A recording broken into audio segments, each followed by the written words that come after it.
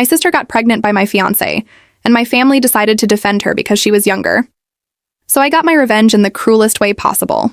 Before continuing the story, let us know in the comments which city you're watching from. Don't forget to subscribe to the channel, hit the notification bell so you won't miss more stories, and leave your like on the video. My name is Lindsay, and I need to tell you about the worst thing that ever happened to me. Actually, scratch that. The worst thing that was done to me, by my own family. 3 weeks before my wedding, I was the happiest I'd ever been. 28 years old, engaged to the man I'd loved for 4 years, planning the ceremony of my dreams. Everything was perfect. The venue was booked, this beautiful garden estate outside the city. The dress was altered and hanging in my closet. Invitations had been sent to 200 guests. My younger sister had even agreed to be my maid of honor, which honestly surprised me because we'd never been super close. But I thought maybe this would bring us together. I should have known better. It was a Thursday night. My parents had invited me over for dinner, which wasn't unusual. What was unusual was the tension in the room when I arrived. My dad couldn't look at me. My mom kept wringing her hands. And my sister, 23 years old and usually so bubbly and carefree, sat there with this strange, defiant look on her face. Then she dropped the bomb. She stood up in the middle of dinner, placed her hand on her still flat stomach, and announced she was pregnant with my fiancé's baby, and that they'd been sleeping together for 6 months. 6 months. I remember the exact sound of my fork hitting the plate. I remember my mother gasping but not saying anything to defend me. I remember my father telling me to calm down when I started screaming. But most of all, I remember my sister's face, completely blank, no remorse, no shame, nothing. She just stood there like she'd announced what she wanted for dessert. My fiancé tried calling me 73 times that night. I didn't answer once. My parents kept telling me we needed to talk this through as a family, and that these things happen. These things happen? My sister seduced my fiancé and got pregnant, and these things just happen? The worst part? Within 2 weeks, my parents had completely switched sides. Suddenly, it was all about supporting my sister through her pregnancy. She was the victim somehow. Young, scared, vulnerable. Never mind that I was the one who'd been betrayed. Never mind that she'd destroyed my entire life without a second thought. And here's the part that still makes me physically ill. They used my wedding plans. All of them. The same venue I'd booked and paid deposits for. The same florist. The same caterer. My mother actually called me and asked if I'd mind if my sister used them since everything was already arranged and it would be such a waste to cancel. I minded. I minded so much I couldn't breathe. But they did it anyway. 2 months after my wedding was supposed to happen, my sister walked down the aisle in a white dress, pregnant with my ex-fiancé's child, at the venue I'd chosen, with the flowers I'd picked out, eating the menu I'd selected. Only 3 people from my extended family refused to attend. My aunt on my father's side, my cousin, and my grandmother. Everyone else went, smiled, congratulated the happy couple, posted photos on social media like this was normal and beautiful and not the most grotesque betrayal imaginable. I spent that day in my apartment, alone, drinking wine and looking at the wedding dress still hanging in my closet. The dress I was supposed to wear. The life I was supposed to have. My parents kept calling, kept trying to get me to move past this and be happy for them. Move past it? They'd stolen everything from me and expected me to just swallow it and smile. My mother actually said, and I'll never forget this, that I was being selfish for making my sister's pregnancy about me. That's when I realized the truth. My family didn't just enable what happened, they endorsed it. They chose her. They chose the person who betrayed me over the person who'd been betrayed. So I made a choice too. I cut them off, stopped answering calls, blocked them on social media, moved to a different part of the city. For the first time in my life, I was completely alone. And somehow, that felt better than being part of a family that could do this to me. But this isn't a story about how I stayed broken. This is a story about what happened next. And trust me, it gets so much worse before it gets better.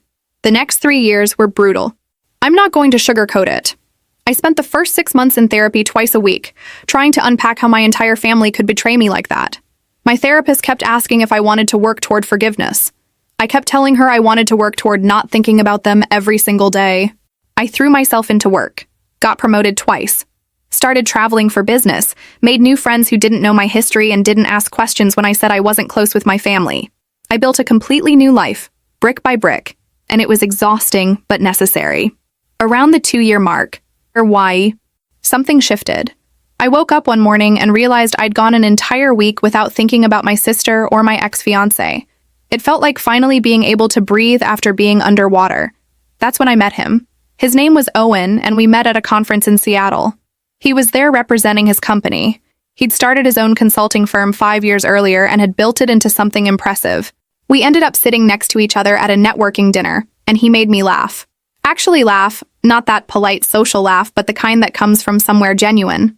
We talked for 4 hours that night. About work, about travel, about everything except families. When he asked for my number, I almost said no. I wasn't ready. But something in his eyes made me change my mind. We dated long distance for 8 months before he asked me to move in with him. I was terrified. The last time I'd trusted someone completely, it had destroyed me. But Owen was patient. He never pushed. He let me set the pace for everything. When I finally told him about what happened with my family, we were sitting on his balcony at 2 a.m. I'd been avoiding it for months, but he deserved to know why I flinched every time he mentioned his own sister, why I changed the subject whenever family came up. I expected him to be shocked or uncomfortable. Instead, he just held my hand and said, "That explains so much about your strength. You rebuilt yourself from nothing. That's extraordinary." He proposed 10 months after we met. No pressure, no expectations, just a simple question on a random Tuesday night while we were cooking dinner together. Of course I said yes. We planned everything ourselves. No family input, no drama, no traditions we didn't choose. We got married in Italy, just the 2 of us and 12 close friends. It was small and perfect, and entirely ours. I wore a dress I picked out alone. We wrote our own vows. I cried during the ceremony, but they were happy tears.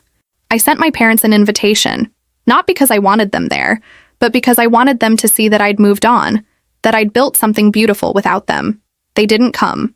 My mother called 2 days before the wedding and said they couldn't abandon my sister during such a difficult time. Apparently her marriage was already struggling, and she needed their support. I hung up before she finished talking. Owen asked if I was okay. I told him I was better than okay. I was free. But life has a way of testing you right when you think you've got it figured out. We started trying for kids about 6 months after the wedding. I was 31. Owen was 35, and we were both ready. Month after month, nothing happened. After a year of trying, we went to see a specialist. That's when we found out I had fertility issues. Nothing catastrophic, nothing that meant we couldn't have kids, but it wasn't going to be easy. The doctor recommended treatments, monitoring, interventions. It would be expensive and exhausting and emotionally draining. Owen squeezed my hand during that appointment and told the doctor we'd do whatever it took. We started the treatments. Injections, appointments, tests, hope followed by disappointment, followed by more hope. It was brutal in a completely different way than what I'd been through before. This wasn't about betrayal. It was about wanting something so desperately and having no control over whether you'd get it. During one of the harder months after another negative test, I broke down. I told Owen maybe this was punishment for cutting off my family. Maybe I didn't deserve to be a mother. Maybe I was too damaged. He looked at me with more intensity than I'd ever seen and said, "Don't you dare let them take this from you too. Don't give them that power. This isn't about them. This is about us." He was right. This was our life, our journey, and we were going to fight for it together. What I didn't know then was that my old life was about to come crashing back in the worst possible way. The phone call came on a Sunday afternoon, 4 years after I'd cut them off. My father. I almost didn't answer, but something made me pick up. He sounded older, tired. He asked if we could talk, really talk, about trying to repair the family. He said it had been long enough, that life was too short for this kind of division, that my mother missed me terribly. I wanted to hang up, but Owen was watching me, and I could see in his face that he thought I should at least hear them out. Not for them, for me. So I wouldn't always wonder what if. That's how I ended up agreeing to a dinner. Neutral location, both families present. My parents, my sister, and her husband, yes, they'd actually gotten married, and Owen and me. The restaurant was expensive and quiet, the kind of place where people don't make scenes. I was so naive thinking that would protect us. My sister showed up with her 2 kids, a boy who just turned 4 and a girl who was 2. Both of them looked exactly like my ex-fiancé, which was like being stabbed every time I glanced at them. The boy had his eyes. The girl had his smile. I felt physically ill. She looked different. Tired. There were dark circles under her eyes and she'd gained weight. Her husband, I still can't call him my ex-fiancé without wanting to break something. Looked uncomfortable from the moment they sat down. He couldn't meet my eyes. Kept staring at his plate like it might save him. My parents tried to keep things light at first, asking about Owen's business, complimenting my hair, small talk that felt like walking on broken glass. My sister stayed quiet, managing her kids who were surprisingly well-behaved. Then dessert arrived and everything went to hell. My mother asked, in that careful tone people use when they're pretending something isn't loaded, if Owen and I were planning to have children soon. Before I could answer, my sister laughed. Actually laughed. "Good luck with that," she said, cutting her son's cake. "I heard you were having trouble. That must be so hard, wanting something you can't have." The table went silent. Owen's hand found mine under the table, squeezing so hard it hurt. "Excuse me?" I managed to get out. She looked up, feigning innocence. "What? I'm just saying it must be difficult, especially at your age. I mean, I got pregnant the first time just thinking about it. All 3 times, actually." "3 times? You're pregnant again?" my mother gasped. Delighted. My sister smiled, placing her hand on her still flat stomach. 12 weeks. We were going to announce it later, but yes. Another boy. We're so blessed. I felt like I was going to be sick. Owen's jaw was clenched so tight I thought his teeth might crack. "That's wonderful news," my father said, shooting me a look that clearly meant I should say something supportive. I couldn't. I literally couldn't form words. My sister wasn't done. She turned to Owen. "You must be so patient. I mean, if my husband couldn't give me children, I don't know what I'd do. But I guess when you really love someone, you stick it out, right?" It was the way she looked at him when she said it. The slight smile. The implication. Owen stood up so fast his chair scraped against the floor. "We're leaving." "Oh, come on," my sister said. "I was just making conversation. Don't be so sensitive." My mother reached for my arm. "Please, let's not ruin the evening. Your sister didn't mean anything by it. You know how she is. She just speaks without thinking sometimes." That excuse. That same excuse they'd been making for her my entire life. Something inside me snapped. I didn't sit back down. I stood there looking at my sister, really looking at her for the first time in years, and saw exactly what she was. Not my family. Not someone who'd made a mistake. A person who'd deliberately destroyed my life and felt absolutely nothing about it. "You want to talk about sensitivity?" I said quietly. Too quietly. "Let's talk about it. Let's talk about how you seduced my fiancé 6 months before my wedding. Let's talk about how you got pregnant and announced it like you'd won some prize. Let's talk about how you stole my wedding, my venue, my plans, everything. And nobody in this family said a single word to stop you." "Lindsay," my father warned. "No. I'm done being quiet. I'm done being the reasonable one. I'm done pretending any of this is okay." I turned to my parents. "You chose her. The moment she announced that pregnancy, you chose her. You didn't ask if I was okay. You didn't defend me. You just decided I should get over it and move on because it was easier than holding her accountable." My mother had tears in her eyes. "We were trying to keep the family together. By sacrificing me? By using my wedding plans for her? By expecting me to just swallow it and smile?" I laughed, but it came out harsh. "You didn't keep the family together. You cut me out and pretended that was the same thing." My sister rolled her eyes. "God, are you still on about that? It's been years. Get over it." "Get over it?" I repeated. "You destroyed my life. You betrayed me in the worst way possible. And you've never once apologized.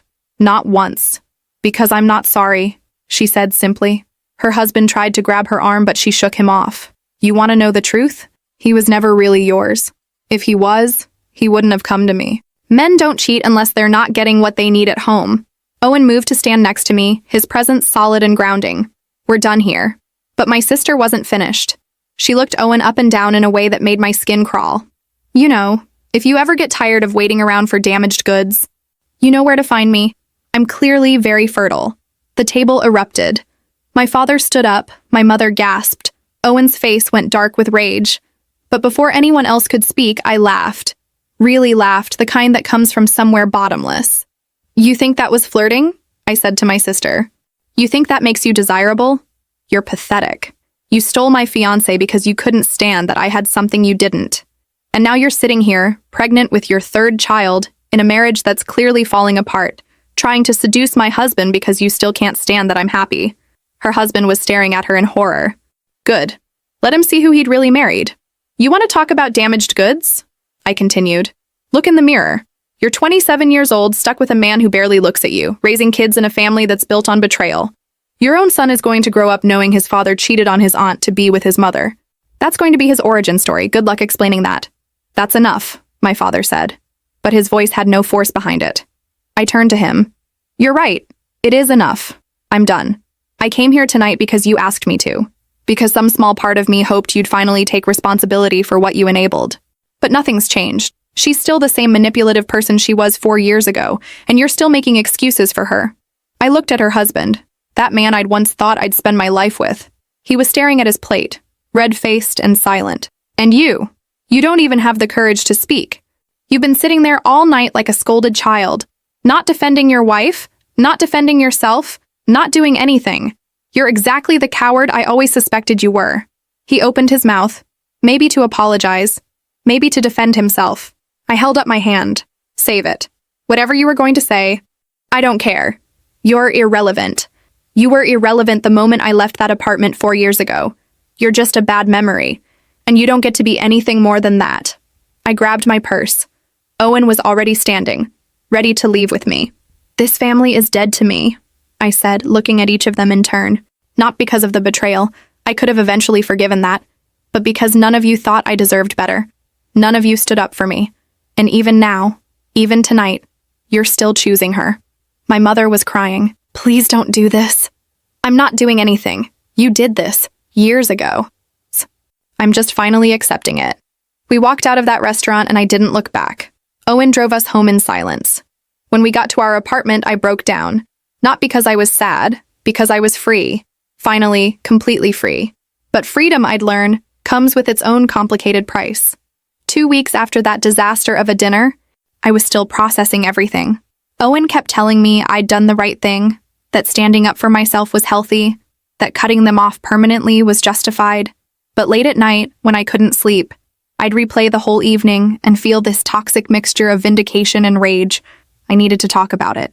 But I'd already exhausted Owen's patience with the topic, and my therapist couldn't see me for another week.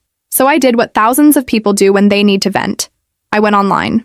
I found this support group for people dealing with family estrangement. It was anonymous, just usernames and stories. Everyone there had some variation of family trauma. I read through dozens of posts about narcissistic parents, abusive siblings, toxic relatives who'd done unforgivable things.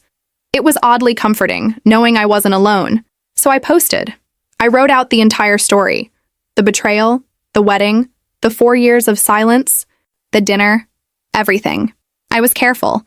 I didn't use names, didn't mention the specific city, kept details vague enough that it could have been anyone's story. It was just supposed to be a vent, a way to get it out of my system. The support was immediate and overwhelming. Hundreds of comments from people telling me I'd done the right thing, that my family was toxic, that I deserved better. It felt good, really good. Like validation I hadn't realized I desperately needed. I checked the post obsessively for days. Every new comment fed something in me I didn't want to examine too closely. 3 weeks later, my aunt called me, the one who'd refused to go to my sister's wedding. Lindsay, she said carefully, I need to ask you something. Did you post about your sister online? My blood went cold. What? There's a story going around town about a woman who got pregnant with her sister's fiancé and stole her wedding. Everyone's talking about it. The details are too specific. It has to be about your family. I felt like I might throw up. I posted in an anonymous support group. I didn't use any names. How would anyone? Someone must have recognized enough details and started connecting dots. You know how people are. They piece things together and suddenly it's all over social media. Group chats everywhere. It's gotten back to your sister. Good, I said before I could stop myself. My aunt was quiet for a long moment. Lindsay, I understand you're angry. God knows you have every right to be. But this is going to have consequences. She was right. The consequences started rolling in fast. My sister lost her job first. She'd been working at a local medical office, and apparently the story had spread through her workplace like wildfire. Her boss called her in, said something about maintaining professional reputation and not being a good fit for their family-oriented practice. She was let go within a week. Then the social consequences hit.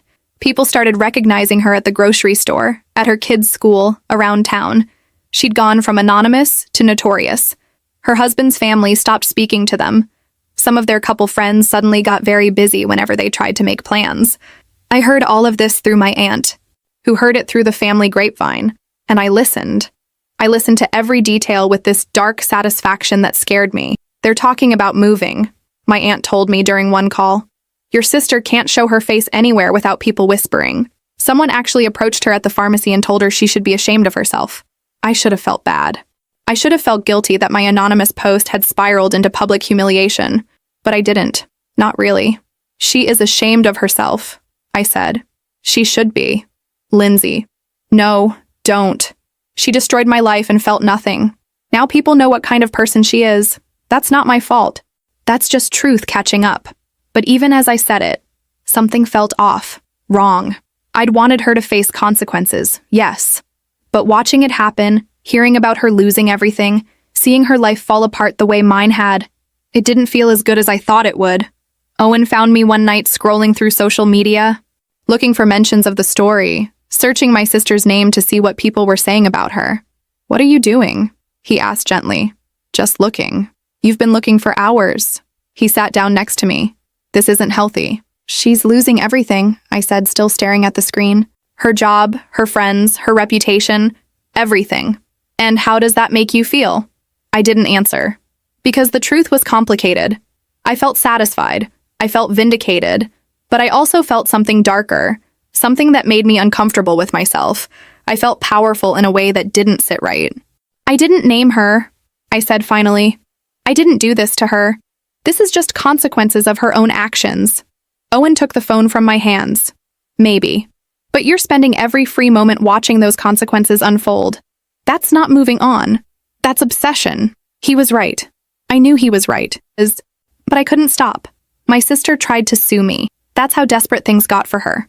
She hired a lawyer and filed a defamation lawsuit, claiming I'd posted lies about her online that had destroyed her reputation and caused her to lose her job. The lawyer sent an official letter to my address. Somehow she'd tracked down where I lived, which was creepy in itself. Owen and I consulted with an attorney. He read through everything, looked at my anonymous post, and basically laughed. "She has no case," he said. "First, you never named her. Second, truth is an absolute defense against defamation. Third, she'd have to prove that your post directly caused her specific damages, which is nearly impossible when it was anonymous and the spread was organic. The lawsuit never even made it past preliminary filing. The judge threw it out. Not enough evidence, no direct connection, case dismissed. When my aunt told me, I felt this rush of triumph. She'd tried to come after me legally and failed. It was another loss for her, another win for me. But that same week, something else happened. Something that should have been purely joyful. I got pregnant. After 2 years of treatments, failed attempts, hormones, disappointments, finally 2 lines on a test. I stared at it in the bathroom for 10 minutes straight, crying, unable to believe it was real. When I showed Owen, he picked me up and spun me around, and we both cried together. This was everything we'd wanted, everything we'd fought for. We were going to have a baby. I should have been the happiest person alive. Instead, I found myself obsessively checking social media for updates about my sister. It became a compulsion. Every morning, every night, sometimes multiple times during the day. I'd search for her name, look at her profiles, scroll through comments and gossip pages. I needed to know what was happening to her. If things were getting worse, if she was suffering enough. Owen noticed. Of course he noticed. 3 weeks after we found out about the pregnancy, he came home from work and found me on my laptop, deep in some discussion thread about my sister. Again. He closed the laptop. Not aggressively, but firmly. "We need to talk." I knew that tone. "About what?" "About the fact that you're pregnant with our child, and you're spending more time obsessing over your sister than celebrating this miracle we've been given." "I'm not obsessing." "Yes, you are. You check her social media every day. Multiple times a day. You're in these gossip groups, reading every comment, tracking every consequence. You're consumed by watching her life fall apart. She deserves it," I said defensively. "Maybe, probably, but that's not the point." He sat down next to me. "The point is that she's still controlling your life. You cut her off 4 years ago, but she's more present now than ever because you can't stop watching her destruction. That's not fair, isn't it?" He took my hand. "Lindsay, you're pregnant. We're having a baby. This is supposed to be the happiest time of our lives. But every time I look at you, you're on your phone or your laptop monitoring her. She's stealing this joy from you, and you're letting her." I wanted to argue, but tears were streaming down my face because I knew he was right. I just need to know she's facing consequences, I whispered. After everything she did, I need to know she's suffering the way I suffered. And then what? What happens after she's suffered enough? Will that fix what she took from you? Will that give you back those 4 years? Will that make you happy? I couldn't answer. He pulled me into his arms. You're pregnant with our son, Lindsay, and I'm terrified that when he's born, you're going to be so busy watching her that you'll miss being present for him. That hit me like ice water. The thought of holding my baby while secretly checking my phone to see if my sister was still suffering, it made me feel sick. I don't know how to stop, I admitted. I know, but you have to try. Because this obsession, it's not justice. It's not healing. It's just another form of letting her control you. That night, I lay awake thinking about what he said. I thought about my sister losing her job, being gossiped about, struggling. And I thought about the satisfaction I'd felt hearing about it. That dark, ugly satisfaction that was eating away at the person I wanted to be. I'd spent 4 years building a new life. I'd found love, gotten married, was finally pregnant. I had everything I'd ever wanted, but I couldn't enjoy any of it because I was too busy making sure she was miserable. Owen was right. She was still controlling me, just in a different way. But knowing something and changing it are two very different things. 3 years passed. 3 years of sleepless nights and first words and tiny shoes and everything that comes with being a mother. My son was born healthy, 8 pounds. Dark hair, Owen's eyes, and he was perfect. Absolutely perfect. I'd gotten better. Not completely. I still occasionally found myself wondering about my sister, still had moments where I wanted to check on her downfall. But Owen's words had stuck with me. I focused on my baby, on my marriage, on building this new chapter of my life. I thought I'd moved past it. I really did. Then I saw him. I was at the grocery store with my son in the cart. He was 3 now, chattering away about everything he saw, when I turned down an aisle and froze. My nephew, the 4-year-old boy I'd seen at that disastrous dinner years ago. He was older now, obviously around 7. He was with my mother, who looked like she'd aged a decade. I should have left, should have turned around and gone a different direction. But I stood there, hidden partially by a display, watching them. My mother was buying generic brands of everything, the cheapest options. Her cart was full of basics, nothing extra. My nephew looked thin, not dangerously so, but like he wasn't getting enough. His clothes were worn but clean. They didn't see me. I made sure of it. But I watched my mother counting change at the register, watched my nephew ask for candy and her having to say no, watched them leave with their meager groceries. I shouldn't have done what I did next. But I couldn't help myself. I called my aunt that evening after my son went to bed. How bad is it? I asked without preamble. She knew immediately what I meant. She sighed. Bad. Your sister's husband left her about 6 months ago. Finally had enough, I guess. He has the kids on weekends but pays minimal support. She's living with your parents with all 3 children. She can't find work anywhere. Her reputation is too damaged in this town. What's she doing for money? My aunt was quiet for a long moment. You don't want to know. Tell me. She's been trying to sell content online. Pictures. That kind of content, it's not going well. I felt sick. Not satisfied. Sick. That kind of content? I'm not going to spell it out, Lindsay. But yes, she's desperate. Your parents are supporting 4 people on their retirement income. It's not enough. She's doing what she thinks she has to do. I ended the call feeling hollow. This wasn't satisfaction. This was watching someone spiral into something dark and desperate, and knowing, on some level, that I'd contributed to pushing her there. 2 weeks later, my aunt called again. Her voice was shaky. It leaked, she said. Someone from town found her content and recognized her. It's spreading everywhere. The photos are on gossip sites, being shared in local groups. Everyone's seen them. I thought I'd feel triumphant. This was ultimate humiliation, exactly what part of me had wanted. But instead, I felt nothing. Just empty. Her kids! My aunt continued, her voice cracking. They're being bullied. Kids at school found the photos somehow. They're showing them to other kids, mocking them. That's when it stopped being abstract. I saw him again a few days later. Same grocery store, same time of day. But this time my nephew was crying. Really crying. The kind of desperate sobs that come from deep hurt. My mother was trying to calm him down in the parking lot, but he was inconsolable. A group of kids his age were pointing and laughing from across the lot. That's him. His mom is the one in those pictures. I stood by my car, my own son oblivious in his seat, and watched my nephew fall apart. Watched him scream at those kids. Watched my mother trying to shield him. watched the other parents pull their children away while shooting disgusted looks at my mother. My son said something from his car seat, but I couldn't process it. I was locked on that scene, on a 7-year-old boy whose life was being destroyed because of his mother's choices, because of desperation, because of a chain of consequences that led back, in some way, to me. The kids eventually left. My mother got my nephew into the car. I could still hear his crying from across the parking lot. I got in my car and drove home on autopilot.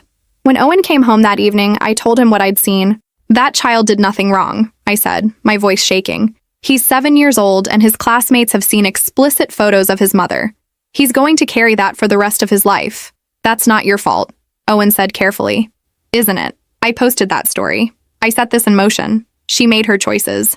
All of them. But her son didn't. He didn't choose any of this." I looked at our sleeping child. If something like that happened to our son, I'd want to die. I'd want to burn the world down to protect him. Owen pulled me close. "You're not responsible for her choices or their consequences. Maybe not legally. Maybe not directly. But that night, I couldn't shake the image of that little boy crying in a parking lot because of something I'd helped unleash. The nightmares started about a week after I saw my nephew crying in that parking lot. In them, I was the villain. Not my sister. Me. I'd watch myself from outside my body, smiling as I destroyed someone's life. Sometimes it was my sister. Sometimes it was her children.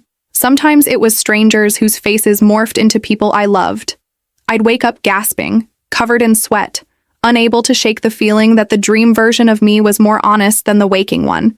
Owen would hold me when I woke up like that, but he stopped asking what the nightmares were about. I think he knew. I think we both knew I was processing something I didn't want to face. Then one afternoon, my son asked me a question that broke something inside me. We were coloring together at the kitchen table. He was 3.5, at that age where they pick up everything and ask about everything.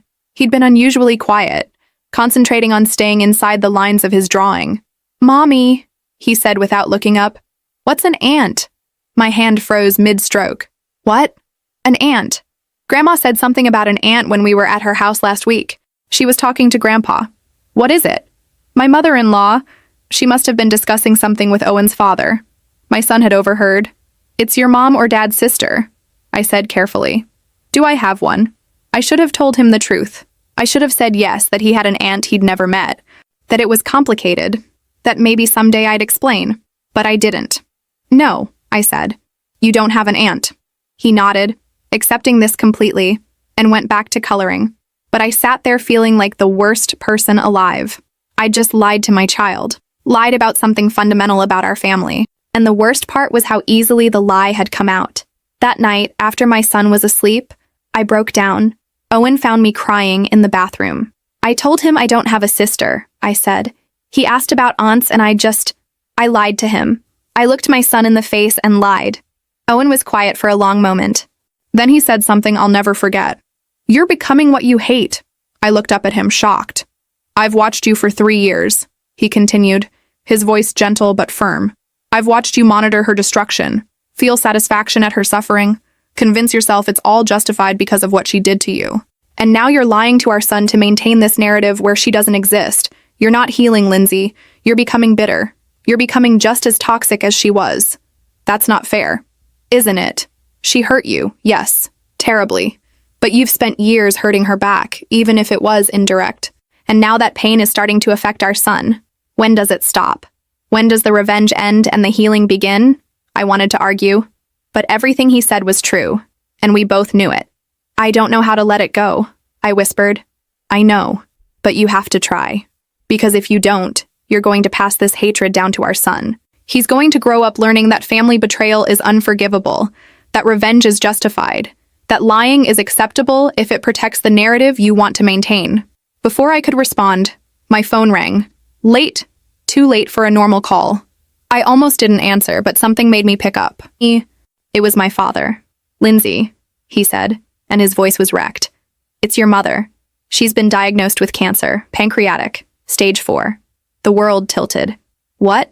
"They give her less than a year. Maybe 6 months. She wanted me to call you. She wants to see you." I couldn't speak. Couldn't think. "Cancer. Terminal. 6 months. I know you're angry," my father continued. "I know we don't have a relationship anymore, but she's your mother. She's dying, please." I hung up without answering, stood there holding the phone, trying to process what I'd just heard. Owen was watching me. What happened? My mother has cancer. Terminal. Less than a year. He pulled me into his arms. I didn't cry. I just stood there, numb, thinking about all the years of silence, all the years of anger, all the bridges I'd burned and convinced myself I was fine with. "What am I supposed to do?" I asked. "I don't know," Owen said honestly. "But whatever you decide, you have to live with it. If you don't see her and she dies, you can't take that back. And if you do see her, you have to be prepared for what that might mean." I thought about my son's question, about my lie, about my nephew crying in a parking lot, about years of obsession and revenge disguised as justice. "I've become someone I don't recognize," I said quietly. "Then change," Owen said simply. "It's not too late, but it has to start now." That night I lay awake thinking about my mother dying, about my sister struggling, about consequences and choices, and the difference between justice and cruelty, about whether it was possible to heal from betrayal without becoming exactly what you hate. I didn't have answers. But for the first time in years, I was asking the right questions. My father called again 3 days later. I'd been avoiding thinking about the first call, pushing it down, pretending I had more time to decide what to do. "We need to talk," he said. "Your mother wants to make a request." I met him at a coffee shop. Neutral territory. He looked older than I remembered. Thinner, grayer, worn down by the weight of everything that had happened to our family. "She has about 6 months," he said without preamble. The doctors were clear. "It's aggressive. There's no treatment that will make a difference at this stage." I stirred my coffee, not drinking it, just needing something to do with my hands. "She doesn't want you to forgive your sister," he continued. "She knows that's not something she can ask, but she has one request. When the time comes, when she passes, she wants you both there, at the funeral. She doesn't want to be buried with her daughters still at war." "That's not fair," I said immediately. "I know. She's asking me to stand next to the person who destroyed my life, to pretend we're a family, to perform grief while the person who betrayed me is there doing the same thing. She's not asking for a performance. She's not asking you to reconcile. She's asking for 2 hours of your life where you're in the same room for her sake. That's all." I laughed bitterly. "That's all? Dad, you have no idea what you're asking." "I do," he said quietly. "I know what she did. I know we handled it wrong. I know we chose her when we should have supported you both differently. I know all of it. But this isn't about rewriting history. It's about giving your mother peace before she dies." "What about my peace? When do I get that?" He didn't have an answer for that. That night, Owen and I had the longest conversation we'd had in months. I told him about my father's request, about the funeral, about the impossible position I was in. "If you don't go, you'll regret it," Owen said. "Not because of them, because of you. You'll spend the rest of your life wondering if you made the right choice. And if I do go, if I stand there next to her and have to watch her cry and pretend to be the grieving daughter, then you'll know you did everything you could. You'll know you gave your mother what she asked for in her final days." "I hate this," I said. "I hate that she's putting this on me, that I have to choose between my own pain and her peace.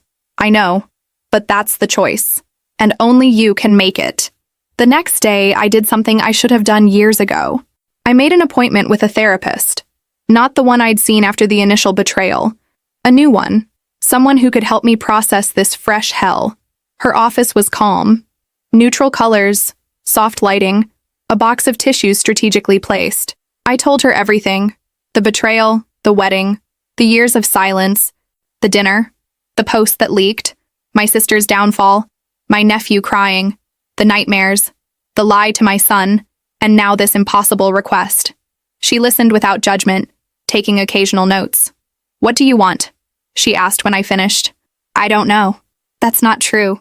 You might not want to admit it, but somewhere inside you know what you want." I was quiet for a long time. I want it to stop hurting. I want to be able to think about my family without feeling this rage. I want my son to grow up without inheriting this darkness. I want to be free of her, of all of them. "And you think seeing your mother before she dies will give you that?" "I don't know. Maybe. Or maybe it'll just hurt more." "There's no right answer here," the therapist said gently. "But consider this. What will haunt you more? Going and risking pain, or not going and living with that question forever?" That night, I sat down and wrote a letter to my sister. I don't know why. I wasn't planning to send it. but I needed to get the words out. I wrote about the betrayal, about how it had destroyed me, about the years of anger and obsession, about watching her life fall apart and feeling satisfied, then feeling sick about that satisfaction, about seeing her son crying and realizing that revenge doesn't heal anything. It just creates more pain. I wrote that I didn't forgive her, that I might never forgive her, but that I was tired. Tired of hating her, tired of watching her suffer, tired of letting what she did control my entire existence. I sealed the letter and put it in my desk drawer. I didn't know if I'd ever send it, but writing it felt like something. 3 days later, I called my father. "I'll see her," I said. "Mom, I'll visit her in the hospital, but I'm doing it for me, not for you or for her or for some fantasy of family reunion. I'm doing it because I need to know I did everything I could before it's too late." "Thank you," he said, his voice breaking. "I'm not promising anything beyond that visit. I'm not promising I'll come to the funeral. I'm not promising I'll ever speak to you or my sister again after this. I'm just promising this one visit. That's all we're asking." But we both knew that wasn't true. This one visit would lead to more requests, more pressure, more complicated emotions. But I'd deal with that when it came. For now, I was taking one step. Just one. Not for them. For me. The hospital smelled like antiseptic and desperation. I'd been in hospitals before, for my son's birth, for routine appointments. But this felt different, heavier. Like the building itself knew why people came here and mourned with them. I was supposed to meet my father in the lobby at 2 o'clock. He'd take me to my mother's room. Controlled visit, limited time, no drama. That was the plan. But plans never work out the way you think they will. I got there early, anxious and unable to wait at home any longer. Owen had offered to come with me, but I needed to do this alone. I sat in the waiting area, mindlessly scrolling through my phone, trying not to think about what I'd say to my mother. Then I heard a child's voice. "Grandpa, I'm scared." I looked up. My nephew. The 7-year-old I'd seen crying in that parking lot. He was sitting across the waiting room with my father, wearing clothes that looked too big for him, his face drawn and pale. Next to him was my sister. We saw each other at the same moment. Her eyes widened. Mine probably did too. Neither of us had expected this. My father looked between us, clearly panicking about the accidental encounter. For a long moment, nobody moved. Nobody spoke. We just stared at each other across a hospital waiting room, years of pain and anger and betrayal hanging in the air between us. My sister looked terrible. Not in a petty, satisfying way, in a genuinely concerning way. She'd lost weight. Her hair was pulled back messily. There were dark circles under her eyes so pronounced they looked like bruises. She looked defeated, broken. Her other 2 children weren't there, probably with their father for the weekend. Just her oldest son, the one born from my betrayal, sitting there terrified about his dying grandmother. And then he looked at me, really looked at me. I saw the recognition in his eyes, the way children process new information by examining faces. "Dad," he said quietly, tugging on my father's sleeve. "Who is that lady?" My father's face went pale. "You're my aunt," the boy said suddenly, his eyes going wide. "Aren't you? You look like Mom, and Grandpa talks about 2 daughters sometimes." The waiting room went silent. My sister had tears streaming down her face. My father looked like he wanted to disappear. And I stood there, frozen, staring at this child who'd just realized he had an aunt he'd never known about. "Yes," I said finally, my voice barely above a whisper. "I'm your aunt. Why haven't I met you before?" It was such a simple question, such an innocent question, and there was no good answer. "It's complicated," I managed. "Did you and Mom have a fight?" My sister made a sound, something between a sob and a gasp. She stood up abruptly. I need some air." She practically ran toward the hallway, her shoulders shaking. My father started to go after her but stopped, looking torn between his daughter and his grandson. The boy looked confused and scared. "Did I say something wrong?" "No," I said quickly. "No, you didn't say anything wrong." I should have left, should have walked away. But I found myself sitting down next to him instead. "Your grandma is very sick," I said gently. "That's scary for everyone. Your mom is upset about that. Not about you. Is she going to die?" The bluntness of children. "Yes," I said honestly. "Probably soon." He was quiet, processing this. Then, "Are you upset too?" "Yes, very upset." "Even though you and Mom had a fight?" "Even though." He nodded like this made sense in his child's logic. "Sometimes I fight with my brother, but I still love him. The simplicity of it. The innocence. He had no idea about the magnitude of what had happened between his mother and me. To him, it was just a fight between sisters that had gone on too long. "That's very wise," I said. My sister came back then. She'd wiped her face, but her eyes were red and swollen. She saw me sitting with her son and stopped, like she wasn't sure if she should intervene. "Mom?" the boy said. "This is my aunt. Her name is—" He looked at me, realizing he didn't know. "Lindsay," I said. "Lindsay," he repeated. "That's a nice name."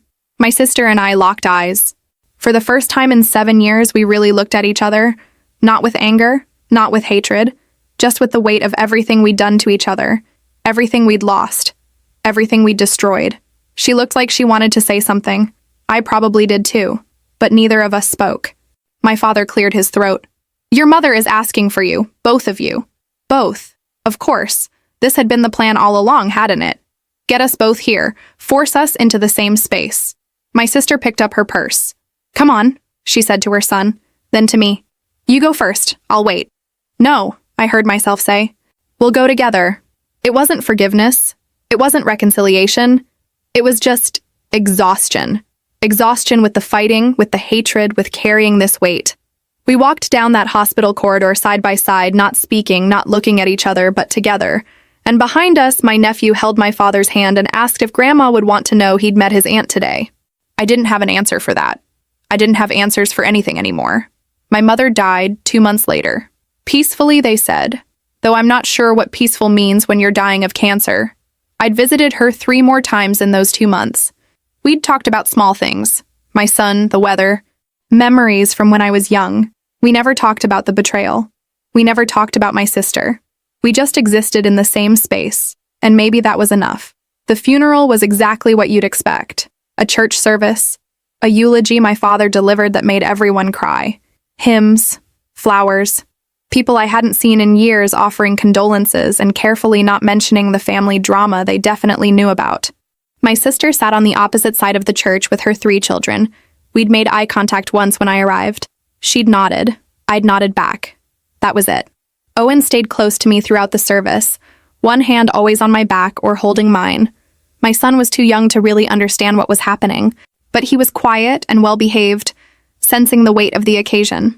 At the cemetery, we stood on opposite sides of the grave as they lowered the casket. My father stood between us, physically and metaphorically trying to bridge a gap that seemed impossible. People filed past, dropping flowers, saying final goodbyes. Eventually, everyone left. My father took my nephew and the other kids back to the car. They needed to use the bathroom, needed snacks, needed a break from grief. Owen took my son to look at other headstones, giving me space. And suddenly, it was just me and my sister, standing on opposite sides of our mother's grave. The silence stretched. I thought about walking away. This didn't have to happen. We could maintain our distance, even in death. But then she spoke. "I destroyed everything." Her voice was barely audible. "I know that. I've known it for years. I don't expect your forgiveness. I don't deserve it." I looked at her across that fresh grave. Really looked at her. She was 30 years old, but looked 40. Life had been brutal to her in ways that showed. "I became you," I said, surprising myself. "Trying to destroy you. I became exactly what I hated." She looked up, confused. "That post," I continued. "The one that leaked. I did that. I knew what would happen. Maybe not the specific details, but I knew it would hurt you. I wanted it to hurt you. I deserved it. Maybe. But here's the thing. I knew about the photos. When they leaked. I found out before most people. I could have warned you. Could have tried to help you take them down before they spread too far. But I didn't. I made a choice to let it happen. To let you suffer." She was crying now, silent tears streaming down her face. "I watched you lose everything," I said. "Your job, your reputation, your marriage. And I felt satisfied. I told myself it was justice, but it wasn't. It was revenge. And the worst part is..." My own voice broke. "The worst part is I didn't care who else got hurt. Your kids. Your son. I saw him crying in that parking lot because other kids had seen those photos of you, and even then, part of me thought you deserved it." "I did deserve it," she whispered. "But you're right. My son didn't.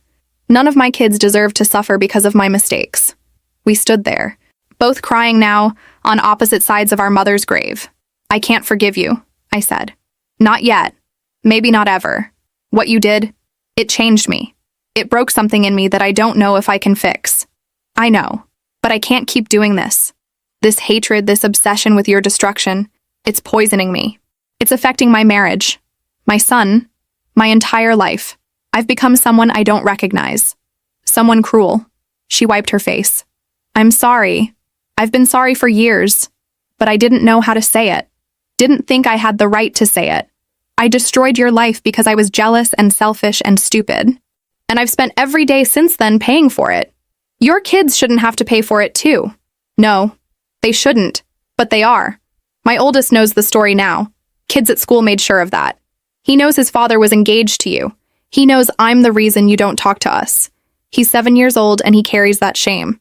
I thought about my own son, about the lie I'd told him, about the legacy of pain we were passing down. I pulled the letter from my purse, the one I'd written months ago. I'd been carrying it since then, not sure what to do with it.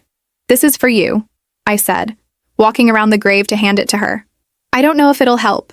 It's not forgiveness. It's not reconciliation. It's just acknowledgement of what happened, of what we both did to each other, of where we are now. She took it with shaking hands. Can I read it? Not now. Later, when you're alone. She nodded, holding the letter like it was something fragile. Thank you for being here today, for talking to me. I know how hard this must be. It is hard. It's the hardest thing I've done in years, but it's necessary. Will I see you again? After today? I didn't know how to answer that. I don't know. I need time. I need to figure out who I am when I'm not consumed by anger at you. That's fair. She paused. Your son is beautiful. I saw him at the service. He looks like you. Thank you. Your kids. They seem good. Resilient. They're surviving. That's about all I can manage right now. We stood there awkwardly, not sure how to end this conversation. Not sure what came next. I should go, I said finally. Owen's waiting. My son will be getting restless. Of course. Lindsay. She stopped, swallowed. Thank you. For the letter. For today. For not hating me quite as much as you should. I do hate you, I said honestly. But I'm trying not to let it define me anymore. I walked away then, back to Owen and my son. Back to my life. As I walked, I heard her crying again, alone at our mother's grave, holding a letter that contained years of pain distilled into a few pages. It wasn't healing, it wasn't closure, but it was a first step toward something, toward not being enemies, even if we'd never be sisters again. 3 years have passed since my mother's funeral. 3 years of carefully maintained distance, of healing that happens so slowly you barely notice it until you look back and realize how far you've come. I never told my sister about the money. Every month I transfer funds to my father's account with specific instructions. For the kids' school supplies, clothes, activities. He knows it's from me. She doesn't. It's easier that way. I'm not doing it for her. I'm doing it for those 3 children who didn't ask to be born into this mess. My sister got a job about 6 months after the funeral. Nothing glamorous. She works at a warehouse doing inventory. It's honest work. She lives in a small apartment now, alone. The kids stay with her during the week and with their father on weekends. From what my father tells me, she's in therapy. Weekly sessions, working through everything, trying to become someone different, someone better. I'm in therapy too. Therapy. Once a month now, down from twice a week. We talk about forgiveness, about healing, about letting go of the need to control everything, about being a better mother to my son by not passing down the darkness of my past. My father lives alone in the house I grew up in. It's too big for him now, full of memories and ghosts. My sister visits on Tuesdays. I visit on Thursdays. We never overlap. It's an unspoken agreement, a boundary we both respect. Until his birthday. My father turned 70 this year. Owen convinced me we should go to the party he was having. Small, just family, nothing dramatic. I almost said no, but my son asked if we were going to see Grandpa, and I couldn't think of a good reason to refuse. We showed up at 1 o'clock. My sister and her kids were already there. The moment I walked in with Owen and my son, everything got quiet. Not uncomfortable, just careful. Everyone aware of the fragility of the moment. My sister was in the kitchen helping set up food. She looked up when we entered, and for a split second, I saw fear in her eyes. Fear that I'd leave. Fear that my presence meant conflict. Fear that we were about to ruin our father's birthday. I nodded at her. She nodded back. And that was it. Our kids gravitated toward each other immediately, the way children do. My 6-year-old son and her 10-year-old started playing with some building blocks. Her younger two joined in. They laughed and built towers and knocked them down, completely oblivious to the history that separated their mothers. My sister and I stayed on opposite sides of the room. We didn't speak directly, but we were civil to each other through our father. Could you pass this to your sister? Tell her thank you for bringing the cake. Small interactions, mediated, safe. At one point, my nephew, the oldest, the one I'd met in the hospital, came up to me. "Hi, Aunt Lindsay," he said shyly. My heart clenched. "Hi. Your son is really nice. Can we be friends?" I looked over at my sister. She was watching us, her expression unreadable. "Yes," I said. "You can be friends." Later, after cake and presents and awkward small talk, I found myself standing in the backyard watching all the kids play together. My sister came out a few minutes later, stood about 10 feet away from me, and watched them too. For a long time, neither of us spoke. Then she said quietly, "Thank you." "For what?" "For the money. I know it's from you. Dad's terrible at keeping secrets." I didn't confirm or deny it. "My therapist says I need to accept help without analyzing the motives behind it," she continued. "That's hard for me, but I'm trying. So, thank you. It's helped. It's for the kids." "I know, but still." We watched my son teach her daughter how to do a cartwheel. She was terrible at it, but he was patient, demonstrating over and over. "They don't know," my sister said. "About us. About everything that happened. I haven't told them. Neither has my son. He knows he has an aunt and cousins, but not the whole story. Maybe they never need to know. Maybe we can let them just be cousins. Let them have what we destroyed." I thought about that. About the weight of family history. About cycles of pain and revenge. About whether it was possible to break those cycles. "We'll never be sisters again," I said. It wasn't cruel, just honest. "I know, but we don't have to be enemies either." She looked at me then, really looked at me. "No, we don't. I don't forgive you. I don't know if I ever will. I don't deserve your forgiveness. But I don't hate you anymore. Not the way I used to. I'm just tired. Tired of carrying it." "Me too." My son called out then, asking me to watch him do something. I waved, told him I was watching. When I looked back, my sister had moved slightly closer. Not much. Just enough that we were standing together rather than separately. "Maybe this is enough," she said quietly. "Maybe we don't need to be family in the traditional sense. Maybe we can just coexist. For them." I looked at our children playing together, laughing, building something new that had nothing to do with what we'd destroyed. "Maybe," I agreed. "Maybe that's enough." We stood there in that backyard. Two women who'd destroyed each other and been destroyed in return, watching our children play in the ruins of what used to be a family. We weren't healed.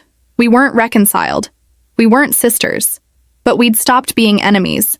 And for the sake of those kids, the innocent ones who deserve better than the war we'd waged, maybe that was enough. Maybe it had to be enough. Because the alternative, continuing the cycle, passing down the hatred, teaching our children that betrayal was unforgivable and revenge was justice, that was a legacy neither of us wanted to leave. So we stood there, together but separate, broken but trying, not sisters, but not enemies.